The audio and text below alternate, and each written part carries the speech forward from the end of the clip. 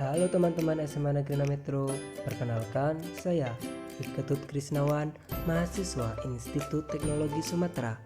Saya merupakan peserta KKN tahun 2021 dari kelompok 197.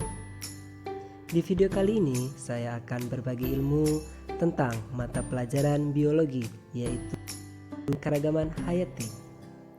Apa sih keanekaragaman hayati itu? Dan apa saja keanekaragaman hayati di Indonesia? Mari kita simak penjelasan berikut ini. Keanekaragaman hayati. Pada keanekaragaman hayati ini dibagi beberapa subbab, yaitu yang A, konsep keanekaragaman hayati, yang B, keanekaragaman hayati yang ada di Indonesia, yang C, nilai keanekaragaman hayati, yang D, manfaat keanekaragaman hayati, yang E, faktor penurunan keanekaragaman hayati, yang F, faktor peningkatan keanekaragaman hayati, yang G, kawasan konservasi di Indonesia, dan yang H, klasifikasi keanekaragaman hayati. Indonesia memiliki keanekaragaman hayati yang melimpah, baik keanekaragaman flora maupun faunanya. Salah satu keanekaragaman tumbuhan yaitu padi. Ada beberapa jenis padi yang ada di Indonesia, misalnya padi IR, PB, rojo lele, sendani, barito, bumi ayu, dan sebagainya.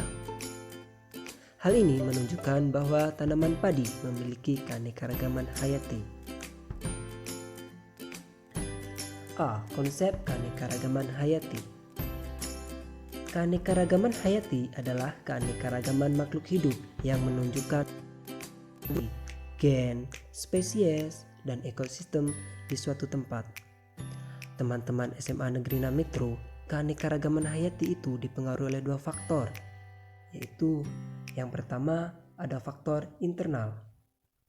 Faktor internal yaitu faktor genetik bersifat relatif stabil pengaruhnya terhadap morfologi atau fenotipe organisme. Yang kedua, ada faktor eksternal. Faktor eksternal bersifat relatif labil pengaruhnya terhadap morfologi atau fenotipe organisme. Berdasarkan tingkat keragamannya, keanekaragaman hayati dibagi menjadi tiga, yaitu yang pertama, ada keanekaragaman gen, yang kedua ada keanekaragaman jenis, dan yang ketiga ada keanekaragaman ekosistem. Keanekaragaman gen. Keanekaragaman gen adalah keanekaragaman individu dalam satu jenis makhluk hidup. Keanekaragaman ini mengakibatkan variasi antar individu, misalnya keanekaragaman gen pada manusia. Keanekaragaman gen pada manusia dapat dilihat pada perbedaan sifat antara lain warna mata, ukuran tubuh, warna kulit, serta bentuk rambut. Keanekaragaman sifat tersebut diakibatkan oleh pengaruh perangkat pembawa sifat yang disebut gen. Gen adalah substansi terkecil atau unit dasar yang membawa sifat faktor keturunan. Selanjutnya ada keanekaragaman jenis. Keanekaragaman jenis menunjukkan seluruh variasi yang terdapat pada makhluk hidup antar jenis atau interspesies dalam satu marga genus yang sama atau suku yang sama. Contoh: kucing, singa, harimau, dan macan tutul. Keempatnya termasuk dalam genus sama, yaitu Panthera. Namun keempatnya memiliki ciri-ciri fisik yang berbeda. Perlu diingat teman-teman SMA Negeri 6 Metro, dalam populasi dikenal istilah spesiasi. Spesiasi adalah proses terbentuknya spesies baru. Apabila terjadi spesies, maka jumlah dalam satu marga bertambah sehingga keanekaragaman jenis bertambah. Namun, keanekaragaman gen dalam spesies asal menjadi berkurang. Selanjutnya ada keanekaragaman ekosistem.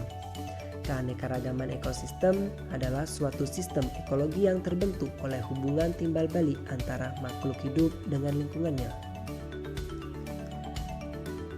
keanekaragaman ekosistem terjadi akibat adanya perbedaan letak geografisnya. Contoh, ada ekosistem hutan berdaun jarum, ada ekosistem lumut, ekosistem hutan hujan tropis, ekosistem padang pasir, dan ekosistem pantai. Yang B, keanekaragaman hayati di Indonesia. Flora di Indonesia termasuk dalam kawasan flora Malaysiana. Malaysiana merupakan suatu daerah luas yang meliputi Indonesia, Malaysia, Filipina, Papua Nugini, dan Kepulauan Solomon. Hutan hujan tropis di Kalimantan merupakan daerah yang mempunyai keanekaragaman tumbuhan paling tinggi. Hutan ini didominasi oleh pepohonan dari familia Dipterocarpaceae, yaitu pohon yang menghasilkan biji bersayap, tumbuh tinggi dan batangnya berukuran besar sehingga membentuk kanopi hutan. Tumbuhan yang termasuk ke dalam familia Dipterocarpaceae diantaranya ada meranti, ada keruing, ada ramin, dan pohon kapur. Selanjutnya, keanekaragaman fauna di Indonesia. Berdasarkan pengamatan pada tahun 1859, Alfred Russel Wallace menetapkan dua wilayah utama persebaran fauna dengan menggambar garis Wallace yang memisahkan daerah oriental. Di antaranya ada Sumatera, Jawa, Bali, dan Kalimantan. Dan daerah Australian, di antaranya ada Papua dan pulau-pulau kecil di sekitarnya. Teman-teman dari SMA 6 Metro, ciri-ciri daerah oriental yang pertama, banyak mamalia yang berukuran besar. Contohnya ada gajah, ada banteng, ada harimau, ada badak Sumatera. Yang kedua, terdapat berbagai macam kera. Contohnya bekantan dan orangutan. Banyak burung-burung dengan warna yang kurang menarik tetapi dapat berkicau. Contohnya jalak Bali, elang Jawa, elang putih, dan murai mengilap. Selanjutnya ada fauna daerah Australia. Fauna daerah Australia memiliki ciri-ciri. Yang pertama, terdapat mamalia yang berukuran kecil. Yang kedua, banyak hewan berkantong. Contohnya ada kanguru pohon dan ada kuskus. Yang ketiga, tidak terdapat spesies kera. Yang keempat, terdapat burung-burung dengan warna yang indah. Contohnya cendrawasih merah.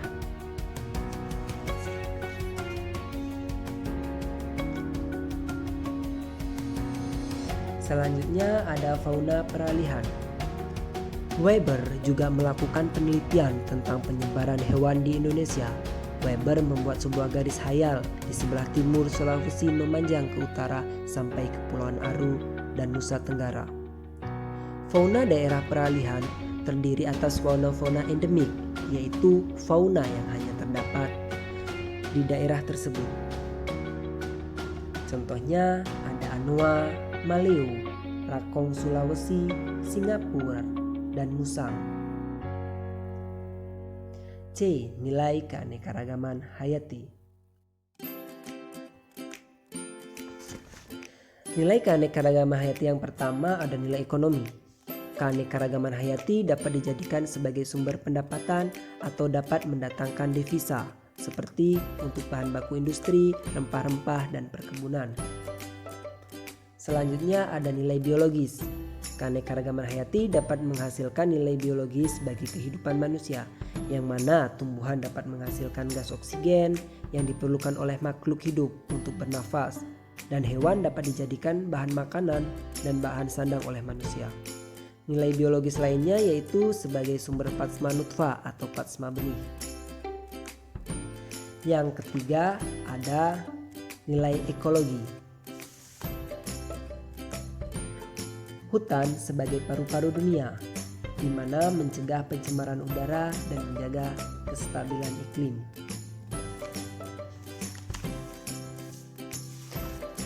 Selanjutnya ada nilai sosial. Nilai sosial dalam keanekaragaman hayati dapat dijadikan sebagai sarana rekreasi dan pariwisata.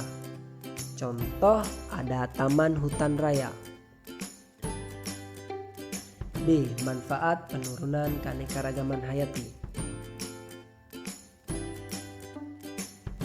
Yang pertama, sumber pangan, perumahan, dan kesehatan. Contohnya padi sebagai bahan pangan, pohon jati sebagai bangunan, dan ada mengkudu sebagai bahan tradisional. Yang kedua, sumber pendapatan. Contohnya ada kayu, karet, dan rotan sebagai bahan baku industri. Yang kedua, ada cendana dan rumput laut sebagai bahan baku kosmetik. Yang ketiga, sumber plasma nutfah. Seperti kita diketahui, di hutan ada tumbuhan dan hewan yang memiliki sifat unggul. Assalamualaikum warahmatullahi wabarakatuh. Izin memperkenalkan diri, saya Anissa Mepratiwi. Di sini saya akan melanjutkan materi tentang keanekaragaman hayati. Terdapat 4 faktor penurunan keanekaragaman hayati. Yang pertama ada perusakan habitat, penggunaan bahan kimia yang berlebih, pencemaran lingkungan, dan pertanian monokultur. Nah, setelah adanya faktor penurunan, ada juga faktor peningkatan keanekaragaman hayati. Yang pertama yaitu penghijauan atau reboisasi, pemilihan bibit unggul atau kawin silang, sistem tebang pilih, dan pelestarian plasma nutfah. Untuk di Indonesia sendiri, terdapat 6 kawasan konservasi. Yang pertama ada Taman Nasional, Cagar Alam, Suaka Marga Satwa, Taman Wisata Alam, Taman Hutan Raya, dan Taman Baru. Selanjutnya, klasifikasi keanekaragaman hayati. Nah, setelah kita belajar keanekaragaman hayati, apa sih tujuan keanekaragaman hayati sendiri? Tujuannya yang pertama yaitu mendeskripsikan ciri-ciri makhluk hidup tiap-tiap jenis agar mudah dikenali. Yang kedua, mengelompokkan makhluk hidup berdasarkan ciri-cirinya. Yang ketiga, mengetahui evolusi makhluk hidup atas dasar kekerabatannya. Dan yang terakhir, mengetahui kekerabatan dari makhluk hidup. Untuk sistem klasifikasi, ada artisial atau buatan, ada alami, dan ada filogenetik. Nah, untuk kategori taksonomi terdapat 3 jenis. Yang pertama yaitu familia atau suku, yang kedua genus atau marga, yang ketiga spesies atau jenis. Nah, setelah kalian sudah mendengarkan materi keanekaragaman hayati, di sini ada 10 soal yang akan kalian kerjakan untuk menambah lagi pemahaman kalian terhadap materi keanekaragaman hayati ini. Mungkin sekian yang dapat saya sampaikan. Semoga bermanfaat. Terima kasih dan wassalamualaikum warahmatullahi wabarakatuh.